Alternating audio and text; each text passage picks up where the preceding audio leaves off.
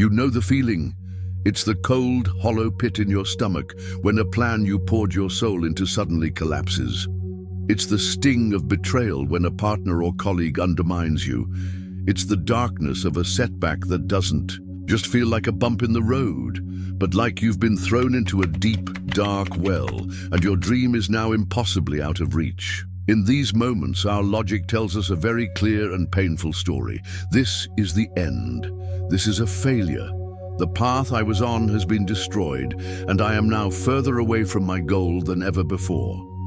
We see the crisis as a detour, a tragic deviation from the journey to our palace of success.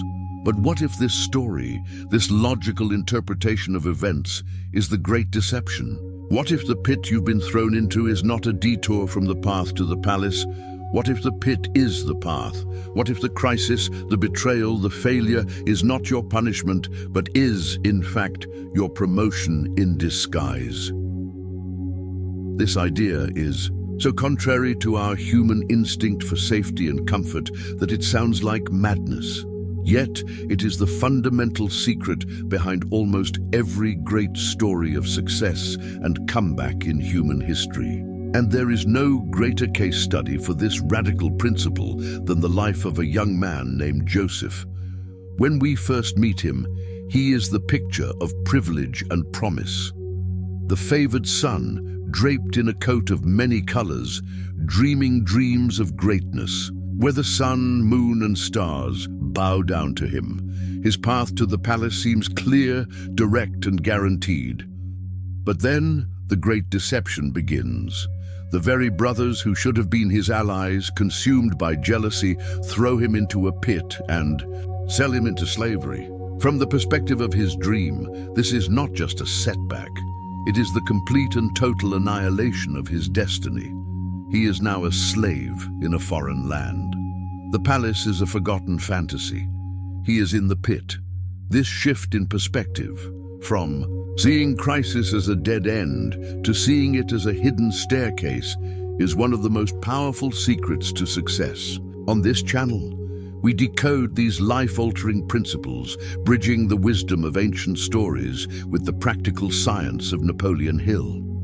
If you are ready to learn how to turn your greatest challenges into your greatest assets, do yourself a favor and subscribe now, and be sure to activate the notifications so you don't miss a single step of your training. Most of us, when we find ourselves in Joseph's pit, do one of two things. We either despair, accepting the pit as our new reality, or we spend all our energy trying to climb back out and return to the old path that was destroyed. But the secret that Joseph instinctively understood, and that Napoleon Hill would later codify into a scientific principle, is that the way out of the pit is not backwards, but forwards. The way out is down. It is by embracing the lessons of the pit that you find the hidden tunnel that leads directly to the throne room. This is the think and grow rich secret hidden in Joseph's story. It is the understanding that the universe does not always promote us in the way we expect. Sometimes the promotion to a higher floor requires a journey through the basement. Sometimes the skills required to manage a palace can only be learned in the darkness of a prison. So let us follow Joseph on his journey down into the darkness, not to witness a tragedy, but to attend the first class in his unconventional university of success. Let us learn to see with new eyes and discover how each of his apparent demotions was, in fact, a crucial and indispensable step in his promotion to becoming the second most powerful man in the known world. If Joseph's story ended in the pit, it would be a simple tragedy. But the pit was not his destination. It was merely his first classroom in what we can only call the University of Adversity. This is an institution that specializes in forging leaders, not through comfort, but through crisis. Its curriculum is harsh, its lessons are painful, but its graduates are uniquely qualified to handle the weight of a great destiny. Joseph was its star student, and his journey through slavery and prison was his advanced degree program. Let's follow him to his next demotion. Sold as a slave in Egypt, he ends up in the house of Potiphar, an officer of Pharaoh. From a worldly perspective, this is a disaster. He has gone from a free man to a piece of property. But from the perspective of his promotion, this was a crucial and strategic placement. Potiphar's house became Joseph's internship in elite administration. The Bible tells us that Joseph applied himself with such excellence and integrity that Potiphar put him in charge of his entire household. Think about the education he received here. He wasn't just learning to serve, he was learning to manage. He learned the logistics of a large, wealthy Egyptian estate. He learned how to manage staff, how to oversee finances, how to handle valuable assets. He was, in effect, running a small corporation. These were the exact micromanagement skills he would later need to organize the grain supply for an entire nation. The crisis of slavery placed him in the perfect training ground to learn the language and the systems of the very power structure he was destined to command. He wasn't just a slave, he was an apprentice. But the curriculum of the University of Adversity is relentless. Just as he reaches the pinnacle of success in this role, the next crisis hits, a false accusation from Potiphar's wife. He is thrown into prison. This is a pit even deeper than the first. Before, he was a slave with status. Now, he is a criminal, stripped of all honor, forgotten in the darkness of a dungeon. To the outside observer, his dream is now doubly dead. But the prison was not a punishment. It was his next and most important classroom. It was his master's degree in crisis leadership. The Bible tells us the same pattern repeats. Joseph's character and competence shine even in the darkest of places, and the warden puts him in charge of all the other prisoners. Consider the skills he is learning now. In Potiphar's house, he learned to manage assets and staff. In prison, he learned to manage desperate, broken men. He learned about human nature at its rawest. He learned leadership not through authority, but through earning trust in a hopeless environment. Furthermore, it was in prison that he was forced to rely not on his administrative skills, but on his divine gift, the ability to interpret dreams. And it was this specific skill that became his key to the palace. His prison cell was the very place he needed to be to meet the one man, Pharaoh's cupbearer, who would eventually become his bridge to the throne. Do you see the pattern? The journey is flawless in its design. Each crisis was not random. Each apparent setback served two purposes. First, it taught him a specific and indispensable skill he would need for his final role. Second, it moved him, like a piece on a chessboard, to the precise geographical and social location he needed to be for the next stage of the plan. If Joseph had never been sold into slavery, he never would have learned to manage an Egyptian household. If he had never been falsely accused, he never would have been in the prison where he would meet the cupbearer. If he had never been forgotten in that prison for 2 more years, he would not have been there at the exact moment Pharaoh had the dream that no one else could interpret. The pit, the slavery, the prison, they weren't detours. They were the curriculum. They were the promotion. Joseph thought he was moving further and further away from his destiny, when in fact, he was on the most direct, efficient, and necessary path toward it. This pattern is too perfect to be a coincidence. So what is the universal law at play here? What is the secret mechanism that turns adversity into advantage and crisis into promotion? To answer that, we must turn from the ancient story to the modern scientist who rediscovered this law and gave it a name. The journey of Joseph is more than just an inspiring story. It's a perfect case study of a universal law in action, a law that is as real and as predictable as the law of gravity. But for centuries, this law remained hidden in plain sight, a secret understood instinctively by the greatest achievers, but never codified for the average person. It took a man with a relentless curiosity and a scientific mind, a man named Napoleon Hill, to finally isolate this principle, give it a name, and present it to the world as one of the most powerful secrets in his masterpiece, Think and Grow. Rich, after studying over 500 of the wealthiest and most successful men of his time, Hill discovered a common thread that ran through all their lives. He noticed that their greatest successes were almost always born directly from their greatest failures. Their moments of triumph were invariably preceded by periods of intense crisis and struggle. This was not a coincidence. This was a law. And the secret, the great discovery that explains Joseph's entire journey from the pit to the palace, is this. Every adversity, every failure, every heartache carries with it the seed of an equivalent or greater benefit. Read that again. Let the power of that statement sink in. This is not a simple platitude or a call for positive thinking.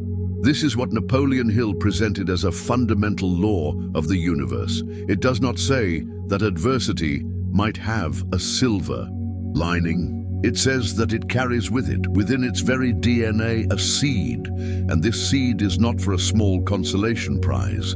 It is for a benefit that is equivalent to, or even greater than, the pain of the crisis itself. This means that the size of your crisis is a direct indicator of the size of your potential promotion. A small problem carries the seed of a small benefit. A life-altering crisis carries the seed of a life-altering breakthrough. Now let's look at Joseph's story through the lens of this powerful law. The adversity of being sold into slavery carried within it the seed of an equivalent benefit.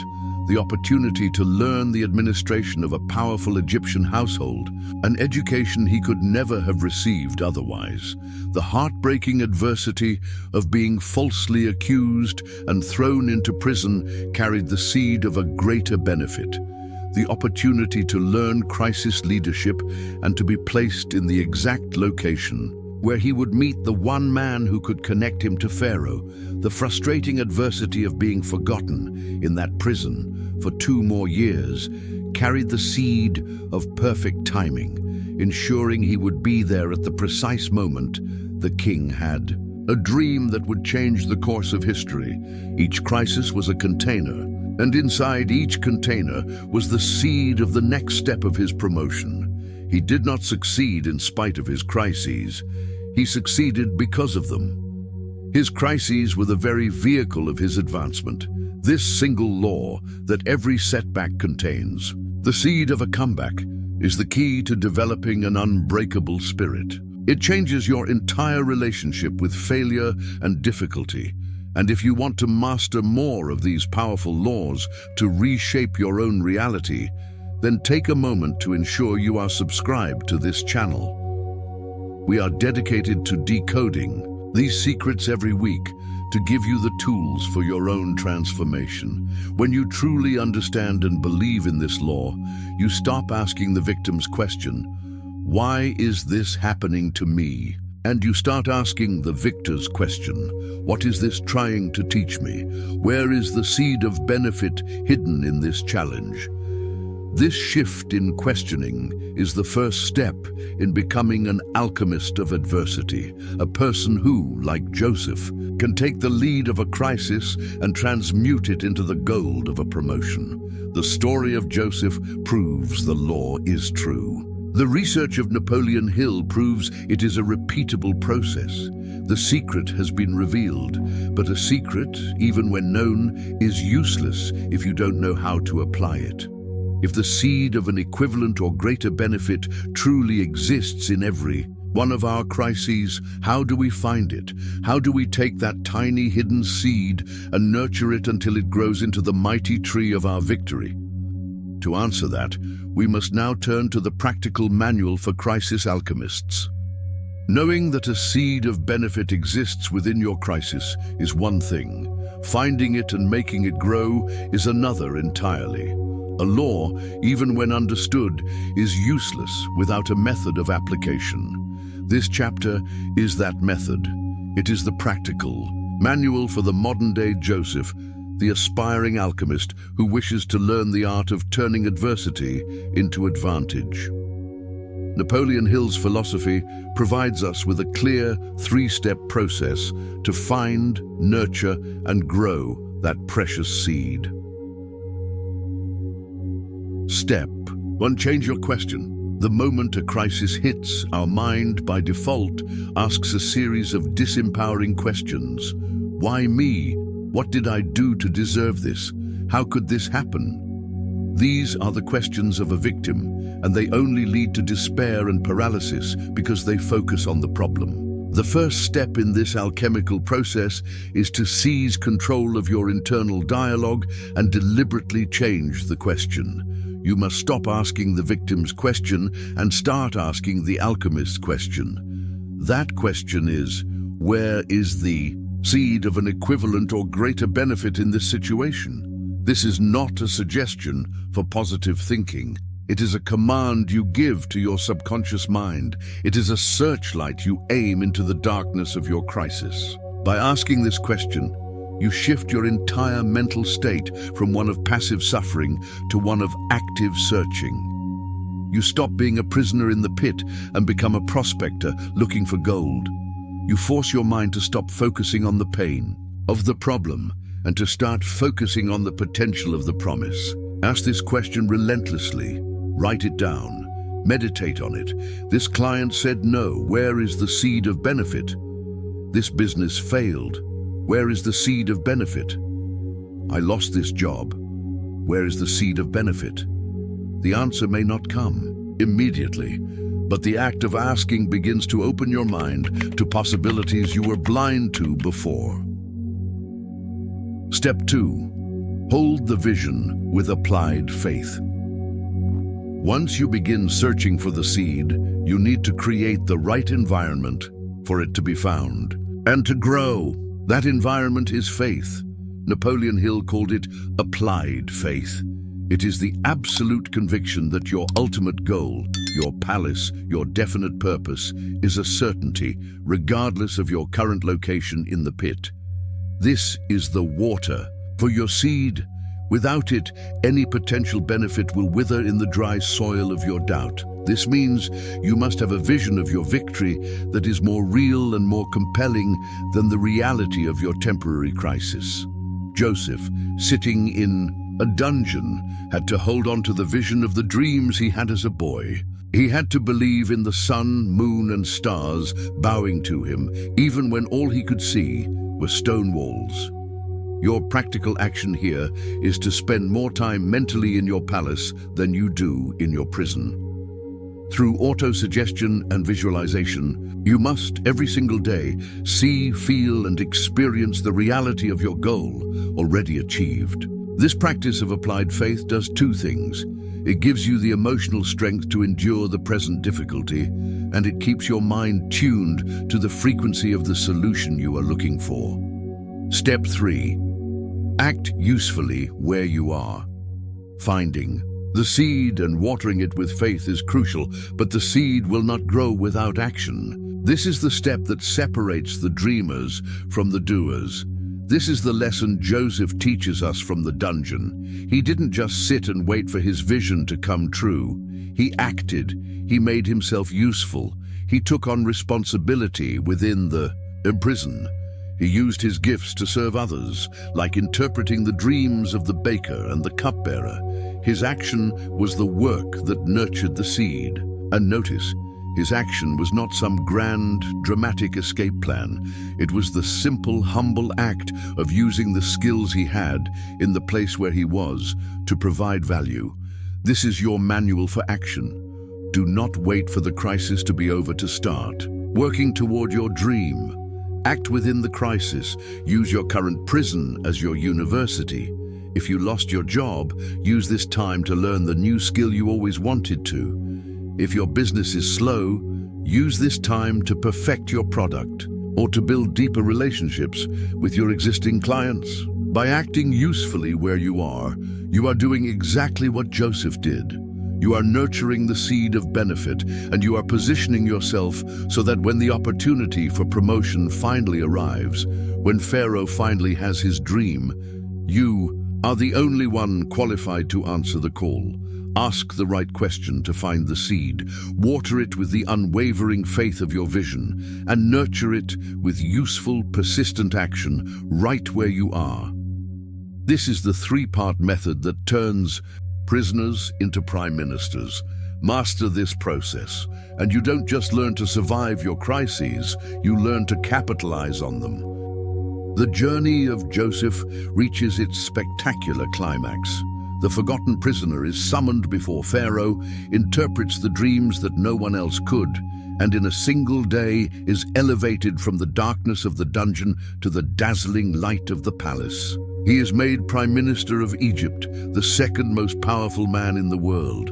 The dream he had as a boy, the vision that seemed to die in the pit, has been fulfilled in a way that was more magnificent than he could have ever imagined. From an external perspective, this is the end of the story. The victory has been won. But the true transformation, the final graduation from the University of Adversity, happens years later. After the 7 years of plenty and during the 7 years of famine that he predicted, his own brothers, the very men who threw him in the pit, come to Egypt, desperate for food. They bow before him, not recognizing him, fulfilling the dream from so long ago. And when Joseph finally reveals himself, he speaks the words that prove he has not just been promoted in status, but has been transformed in spirit. Looking at the men who caused him unimaginable pain, he does not speak from a place of bitterness or revenge. He speaks from a place of profound understanding. He tells them, "You intended to harm me, but God intended it for good, to accomplish what is now being done, the saving of many lives." This is the final realization. This is the mindset of a true master of crisis. He looks back at the entire chain of horrific events, the betrayal, the pit, the slavery, the false accusation, the prison, and sees not a series of unfortunate accidents, but a perfect, unbroken chain of cause and effect designed to place him in that exact position. To save the world, he sees the divine plan, the hidden promotion in every single step of his suffering. This is a man who has so deeply internalized the law that every adversity carries the seed of an equivalent or greater benefit, that he can find the benefit even in the most painful of betrayals. When you master the three-step manual we discussed, you begin to develop this same perspective. Your relationship with adversity changes forever. You stop fearing crises. In fact, you almost begin to welcome them. Not because you enjoy pain, but because you now know with a battle-tested certainty that every crisis is a container. And your job is to find the seed of promotion hidden inside. You become an alchemist. You understand that the universe is not punishing you with your problems. It is trying to promote you. It is presenting you with the raw material, the lead of a crisis, and challenging you to apply the principles of faith and action, to transmute it into the gold of a new opportunity. This is the ultimate secret of Think and Grow Rich, found in Joseph's story. It is the mindset that makes you truly unstoppable. Because if your crises become your curriculum, if your setbacks become your setups, and if your prisons become your training grounds, then what is there left to fear? Nothing can stop a person who uses the very stones thrown at them to build the staircase to their throne. This is the mindset we cultivate here together. A community of modern-day alchemists learning to master the laws of success and the power of their own minds. If this journey resonates with the leader you know you were born to be, ensure you are subscribed and have activated the notifications so you never miss a lesson. Your promotion is waiting for you. It is hidden right now inside your biggest problem. Your palace is waiting for you at the end of a path that begins in your current pit. You have the story of Joseph as your map. You have the law discovered by Napoleon Hill as your compass. And you have the 3-step manual as your guide. The secret is out. Now go find the seed.